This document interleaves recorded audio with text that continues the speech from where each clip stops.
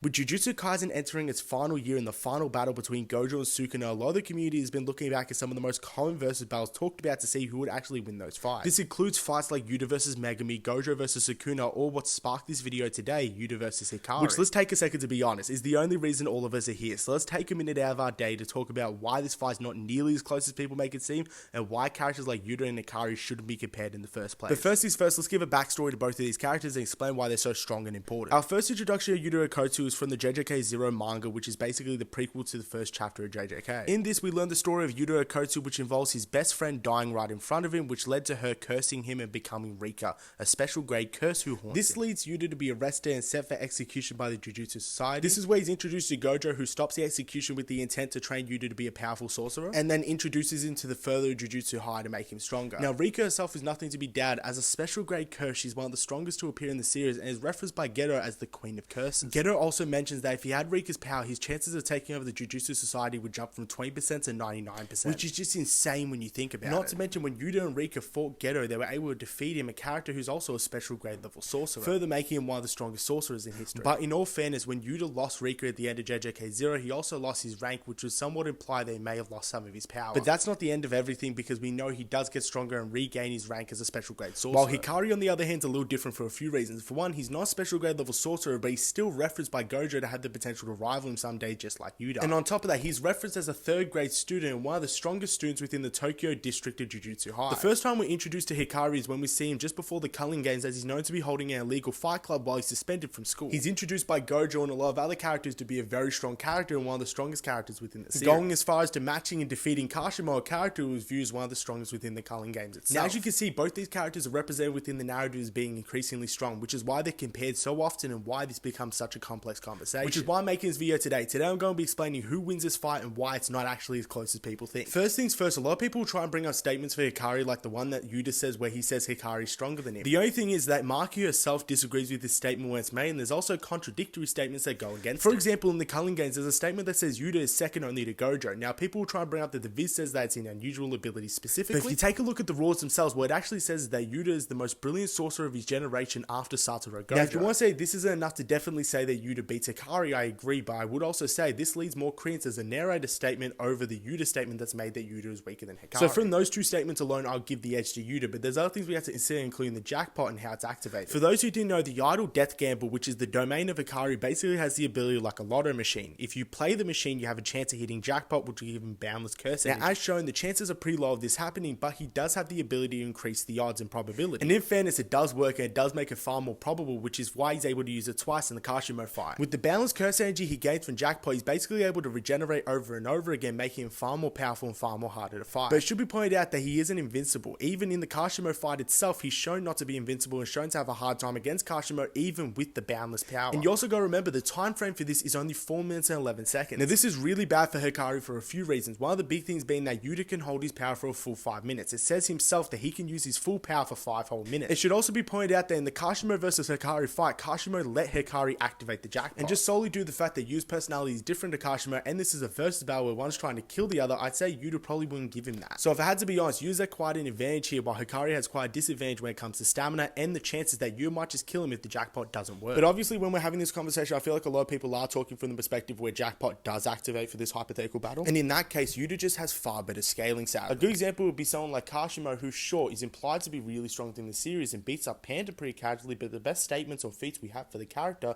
is them being superior in speed to someone like Mahito.